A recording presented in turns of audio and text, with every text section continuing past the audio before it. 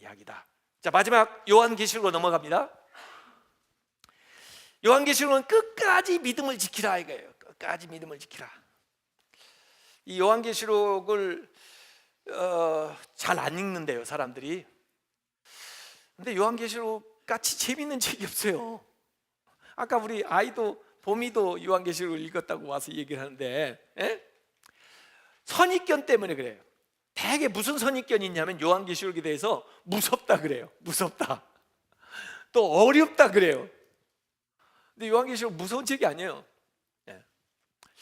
물론 조금 어려울 수 있는데 오늘 제 설명을 들으면 하나도 안 어려워 이제. 그러니까 오늘 온 사람 너무 수지 맞은 거예요.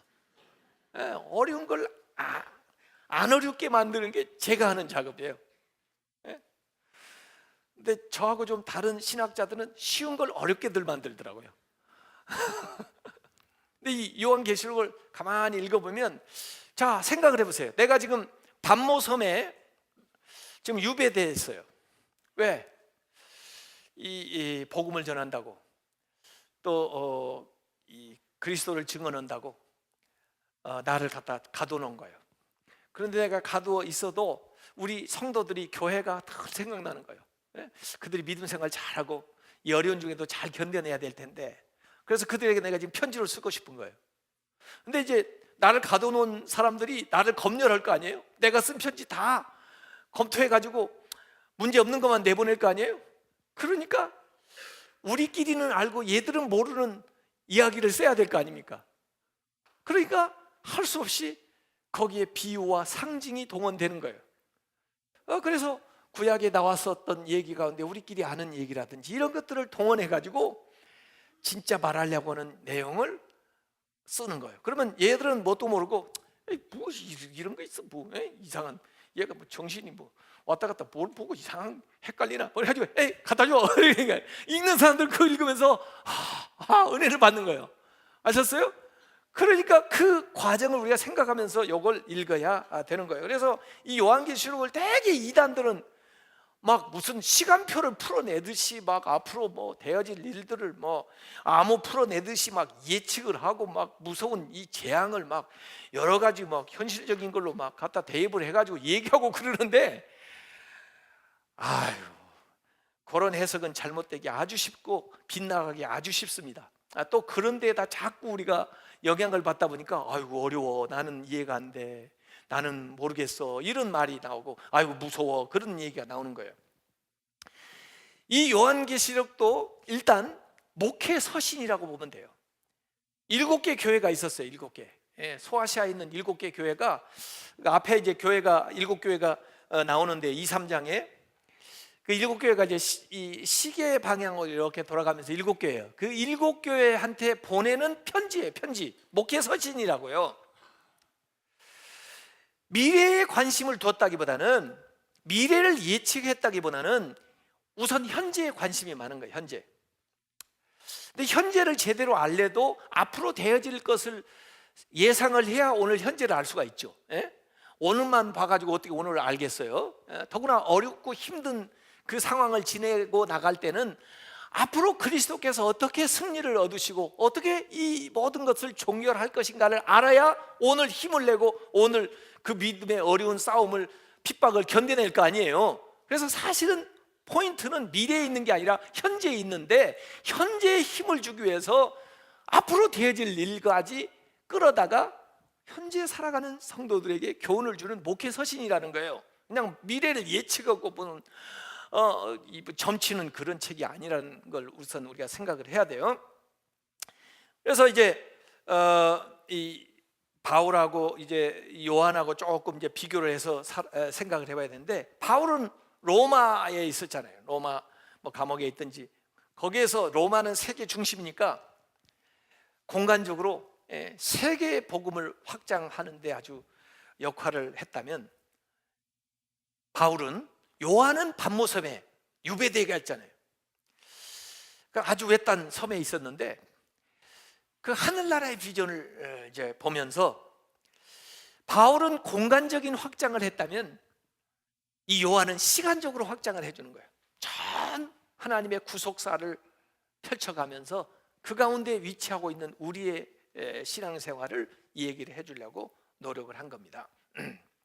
그래서 이제 1장부터 쭉 보면은 사도 요한이 그 밤모습에 위배돼 있다가 나팔 소리가 들려서 몸을 돌이켜 보니까 7 촛대가 있고 그 가운데 이제 빛이 있고 그 다음에 이제 다니시면서 음성이 있어요. 그래가지고 이걸 받아가지고 교회 전해주라 해서 이제 7개 교회한테 얘기를 해주는데 그 7개의 교회의 아주 특성을 잘 짚어 말하고 있어요. 그래서 우선 2, 3장에 보면 7개의 특성이 나오는데요. 세 가지 교회에 대해서 3가지 메시지가 항상 나옵니다. 칭찬 나오고 책망 나오고 그다음에 약속이 나옵니다. 물론 칭찬만 받은 교회가 있고 책망만 받은 교회가 있어요. 근데 대개는 이 3가지가 골고루 나와요. 그래서 이거 잘했다, 근데 이건 고쳐야 된다, 너희들이 고치면 이런 약속, 이런 복을 주겠다, 이런 얘기가 나오는 거예요. 근데 그걸 잘 조합해 보면 이상적인 교회가 뭐냐, 신앙을 생활을 제대로 하려면 뭐냐, 7교회의 그 좋은 특성을 하나씩 모으고 또 잘못된 것은 이렇게 고쳐야 된다는 것을 역으로 모으면 좋은 모습이 나오는데, 예배소 교회에서 모습이 사랑해야 된다. 서머나 교회에서는 충성을 다해야 된다, 아무리 고난이 와도. 버가모 교회에서는 예수님께 영광 돌리는 존귀케 해야 된다. 두아디라는 거룩한 사람이 돼야 된다, 거룩한 교회가 돼야 된다. 사대교회는 성령이 살아 역사하는 교회가 돼야 된다. 빌라델피아는 복음에 열정 있는 교회가 돼야 된다. 라오디게아 교회는 믿음으로 충만한 교회가 돼야 된다. 이런 특성을 얘기를 하는 거예요. 그래서 지금 요한은 예수님이 승천하시고 나서 언제 재림할지 모르는 그런 상황에서 지금 고난을 당하고 있으니까 예수님이 언제 오실까, 예수님은 정말 약속대로 오시는 건가, 사람들이 궁금해할 게 아니에요. 그런 앞으로의 일들을 얘기하면서 오늘 현재 믿음 생활을 어떻게 할 것인가 하는 것을 얘기를 하고 있어요. 이 묵시문학에 속하는데, 구약에도 묵시문학이 있었죠. 다니엘 같은 것, 또 에스겔서에도 묵시가 나오고. 그런데 신약의 묵시문학은 유일하게 이 요한계시록인데, 그 당시에 세속적인 묵시문학도 많이 있었어요. 그 묵시문학하고 이 요한계시록의 묵시는 굉장히 다릅니다.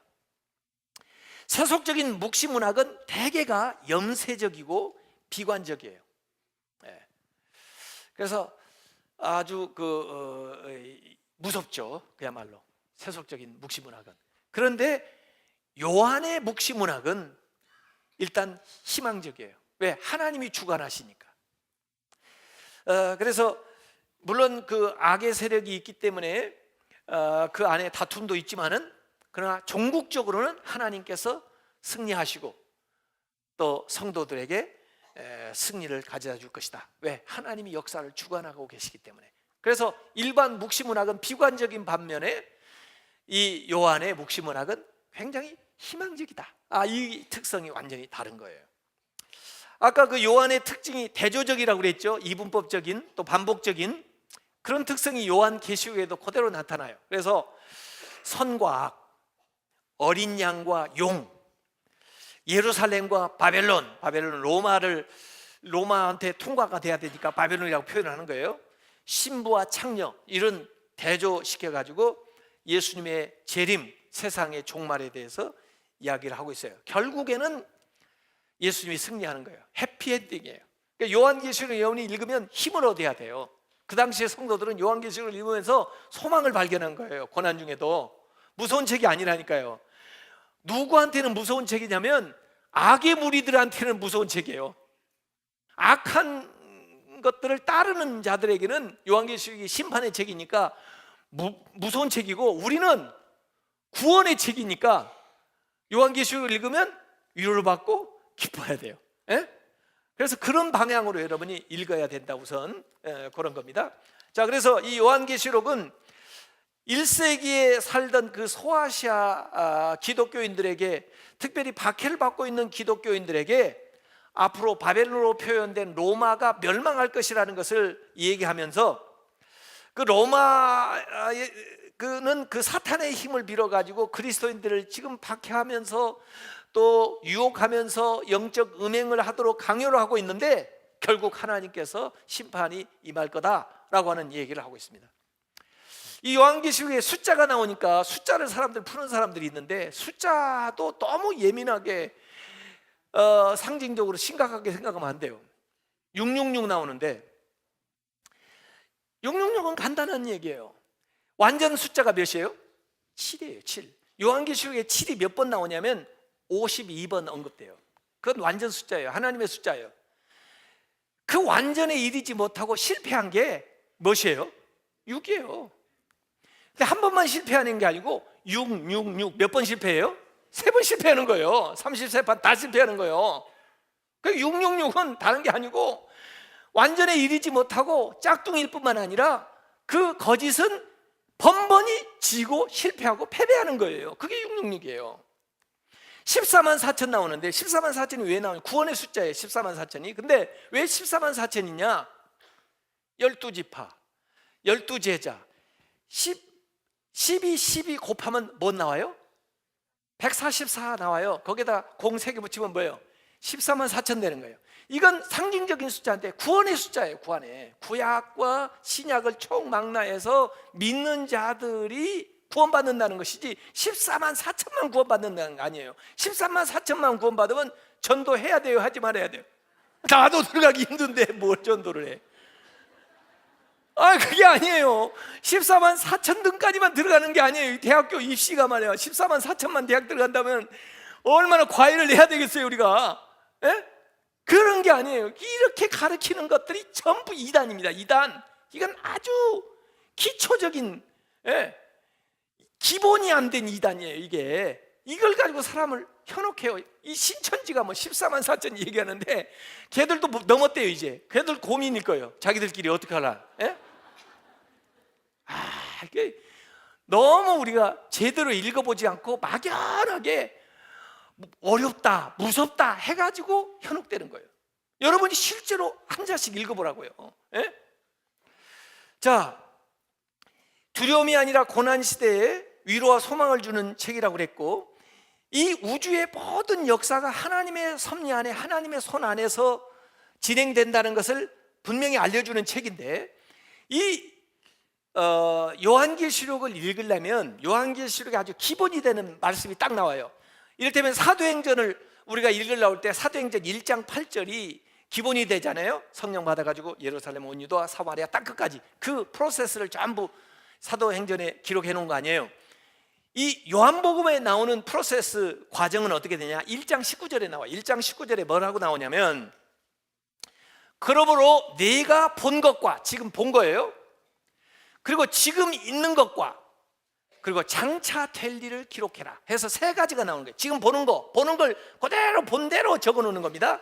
이상한 여러 가지 환상과 뭐 상징들인데 지금 본 걸 기록해 놓은 거예요. 본 거, 그 다음에 지금 있는 일, 지금 일어나고 있는 일. 그래서 지금 본 것은 어디에 나오냐면 1장에 나왔어요. 2, 3장에는 지금 있는 일이 2, 3장에 나왔어요. 그 7교회의 현상들이 전부 지금 있는 일이에요. 그 다음에 4장부터 22장까지가 장차 될 일이에요. 이런 구조로 쓰여져 있습니다. 자, 그래서 2, 3장에는 지금 계속 얘기한 대로 소아시아 7교회에 주는 권면의 말씀이 나오고, 그걸 읽어보면 긍정적인 메시지, 교정하는 교훈의 말씀, 그리고 동기 유발을 하면서 책망하면서 자라가면 줄 약속에 대한 이야기, 경고가 나와요. 그래서 서번화나 필라델피아 교회는 칭찬만 받았고, 사대와 라오디게아 교회는 책망만 받았고, 그 다음에 나머지 세 교회는 책망도 있고 칭찬도 있고 이렇게 받은, 그게 이제 1, 2, 3장이고요 4, 5장에는 보좌 환상이 나와요. 하나님의 보좌가 보이는 거예요. 그래서 이 지상에서 있던 내가, 교회를 이렇게 바라보고 있던 내가 눈이 딱 뒤에서 천상을 바라보니까 하나님의 보좌가 보이는 거예요. 이 보좌라고 하는 것은 하나님이 계시는 곳을 상징하는 건데, 왜 보좌에 앉으시냐? 다스리시니까, 모든 걸 주관하시니까. 요한계시록에 40번 나와요. 이 보좌라는 말이 중요한 말이에요. 하나님의 주권. 거기에 뭐 에스겔서에서 봤던 내 생물에 대한 것도 나와요. 사자, 송아지, 사람, 독수리. 4장 7절에 나오죠. 그리고 예수 그리스도는 죽임을 당한 어린 양으로 5장에 나오는데, 이 어린 양이 오히려 용을 무찌러요. 그래서 자기 희생의 방식으로 승리를 얻는 그리스도죠. 자, 그 다음에 이제 5장 끝나면서 이 세 가지만 딱 기억하면 그 다음부터 다 이해가 되는 거예요. 이게 아까 666 나오듯이 세 번의 사이클로 나오는 거예요. 세 번의 사이클이, 무엇이 세 번의 사이클이 나오냐면 7개씩 세 번이 나오는데, 첫 번째 7번이 7인을 떼는 거예요. 7인. 근데 이 인을 뗄 때마다 다 심판을 받는 거예요. 이게 전부 심판을 받는 거예요. 그 다음에 두 번째 사이클은 7나팔이 나와요. 7나팔을 불 때마다 심판을 받는 거예요. 우리가 받는 게 아니에요. 악한 무리들이 심판을 받는 거예요. 재앙이 임하는 거예요, 그들에게. 그래서 7인, 7나팔, 그 다음에 7대접. 7은 완전 숫자예요. 하나님께서 심판하는 거예요. 이게 세 번 나오는 거예요. 그게 요한계시록 전부예요. 그래서 여러분이 하나씩 카운트하면서 읽어보세요. 7인을 하나씩 떼면서 어떤 재앙이 임하는가 이렇게 보고, 그 다음에 7나팔을 하나씩 천사들이 나와서 불 때마다 무슨 일이 일어나는가를 보고, 그 다음에 7대접을 쏟을 때마다, 하나씩 쏟을 때마다 무슨 일이 일어나는 것만 읽으면 다 이해가 되는 거예요, 그게요. 예? 자, 그래서 세 번의 사이클이 나오는 겁니다. 심판을 당해도 확실하게, 완전하게 다 심판을 하기 때문에 7번 완전 숫자가 3번을 반복해서 나오는 거예요. 그래서 7인의 재앙이, 우선 7인을 떼는 재앙이 6장 1절부터 17절까지 나와요. 그래서 이제 연결이 돼야 될 거 아니에요. 7인과 그 다음에 7나팔, 그 연결 부위가 나와요. 근데 하여간 그 7장에 가면은 그 사이에 7인을 뗀 사이에도 구원받는 사람들이 나오는데, 그 하나님의 종들이 인을 쳐요, 이렇게. 그래가지고 14만 4천 구원받는 사람들이 그 재앙 가운데 구원받는 거예요. 구원을 받아야 될 거 아니에요, 저들은 심판을 받아도. 그래서 7인의 재앙이 나오고, 그 다음에 8장 1절부터 11장 19절까지는 7나팔의 재앙이 나와요. 나팔을 와서 천사들이 한 번씩 불 때마다 재앙이 임하는 거예요. 그래서 재앙을 당하는데 대표적인 게 뭐냐면 바벨론에게 재앙이 임하는 거예요. 그래서 그 바벨론이 누구냐? 아까 로마라고 얘기했는데 그 정체를 12장과 13장에 설명을 해줘요. 그러니까 분량을 똑같이 해서 나가면 여러분이 이해가 잘 될 때, 어떤 때는 이제 설명을 하면서 중간중간 끼어가기 때문에 조금 이제 잘 주목해서 봐야 돼요. 그래서 7나팔 재앙이 나오다가 바벨론, 멸망받는 바벨론의 정체가 나오는 거예요. 아까 7인의 재앙이 나왔을 때는 7장에 누가 나오면 구원받는 14만 4천이 나왔을 거 아니에요. 근데 지금은 이제 심판이 계속 임하니까 이 누가 바벨론이 멸망하는데 바벨론이 누군지를 설명을 해주는 게 12장 13장인데, 그 13장이 그 바벨론의 그 뒤에 서 있는 사탄의 실체가 나오는데, 사탄도 삼일체예요. 세 가지가 하나를 이루면서 나오는 거예요. 붉은 용, 바다에서 올라오는 짐승, 땅에서부터 올라오는 짐승, 이 세 가지가 악의 삼일체죠. 자, 그렇게 해서 이제 15장으로 넘어가면 15장 1절부터 16장 21절까지는 7대접의 재앙이 임하는 거예요. 7대접의 재앙. 그래서 이제 7째 나팔을 불고 난 다음에 7대접의 재앙이 일어나게 됩니다. 그래서 이 재앙의 정점은 어디냐면 바벨론의 멸망이에요. 그래서 바벨론의 멸망이 17장 1절부터 19장 10절까지 쭉 나오는데, 바벨론의 멸망, 로마의 멸망. 또 로마 바벨론이기도 하지만 앞으로 사탄의 그 멸망. 사탄이 멸망하면, 바벨론이 멸망하면 그게 클라이막스인데, 정점인데, 따라서 뭐 이루어지냐면 새 예루살렘이 이루어지는 거예요. 그 바벨론은 그렇게 멸망하고 새 예루살렘이 21장 9절부터 22장 9절까지 나오는 거예요. 그래서 바벨론하고 새 예루살렘하고는 대조적인 거예요. 얘들이 망하고 새 예루살렘이 이렇게 되는 거죠. 자, 그렇게 해서 바벨론이 멸망할 때 같이 있던 자들이 같이 망하는 것이 나와요. 17장에는 바벨론이 로마를 상징한다는 내용이 들어있고, 18장에는 바벨론과 함께 멸망하는 악의 세력들이 쭉 나와요. 근데 이 멸망하는 거예요. 가만히 18장 묘사를 보면요, 하루 만에 망해요. 18장 8절에 1시간 안에 허망하게 그 대단한 것이 주저앉아요. 세상에 불을 독차지하고 사람들의 생명까지 사고팔며 흥청대던 그 제국이 이제는 사망과 애통함과 흉년과 심판에 불타게 된다. 그들에게 희생하던 모든 것들도 망하게 되는데 큰 맷돌을 바다에 깊이 수장하는 것처럼 망한다. 그게 18장 21절에 18장에 쫙 나오는 거예요. 19장에는 이제 그들이 멸망하니까 어린 양의 혼인잔치가 벌어지는 거죠. 예. 어린 양의 혼인잔치에 초대되는 것은 우리 구원받은 성도들이죠. 그리고 20장에 천년왕국이 이루어져요. 그래서 바벨론 멸망과 그 새 예루살렘이 이루어지는 그 사이에 그 사탄의 잔낭들이 다 소탕되고 천년왕국이 이루어지면서 새 하늘과 새 땅이 펼쳐지는, 그래서 이 세상 바벨론이나 약한 세력에 대한 새로운 대안적인 세계가 펼쳐지는 것이 새 예루살렘이에요. 이 요한계시록에는 아까 얘기한 대로 우리끼리 아는 언어를 써야 되니까 구약을 많이 인용을 해요. 구약이 300번 인용됩니다. 구약에 대한 지식이 있는 사람들이 이걸 보면 알아요. 로마 사람들은 몰라요. 300번 인용이 돼요, 구약이. 그 다음에 창세기, 성경의 처음 책 창세기에 나왔던 것이 다시 요한계시록에 딱 나오는 게 있습니다. 여러분 무지개 찾아보면요, 노아 때 무지개 나오죠. 그리고 요한계시록에 무지개가 나와요, 마지막에. 그래가지고 이 무지개가 처음에 나오고 마지막에 나오니까 어떻게 무지개로 걸쳐 있잖아요, 이렇게. 창세기에 뭐이 나오냐면 생명나무. 생명나무 이 선악과를 따먹으면서 천사가 이제 더 이상 접근하지 못하도록 막아가지고 생명나무가 더 이상 안 나와요. 창세기만 딱 한번 나왔다가 그 없어졌던 생명나무가 어디에 나와요? 제가 물어볼 때는 무조건 이제 요한계시록 대답을 하면 돼요. 뭐에 나와요? 요한계시록에 나와요. 예? 창세기 3장 22절에 나왔던 생명나무가 요한계시록 2장 7절, 22장 2절, 14절, 19절 마지막에 나오는 거예요. 왜냐하면 잃어버렸던 그 낙원이 복낙원 다시 회복돼서 회복된 것 가운데 중앙이 생명나무예요.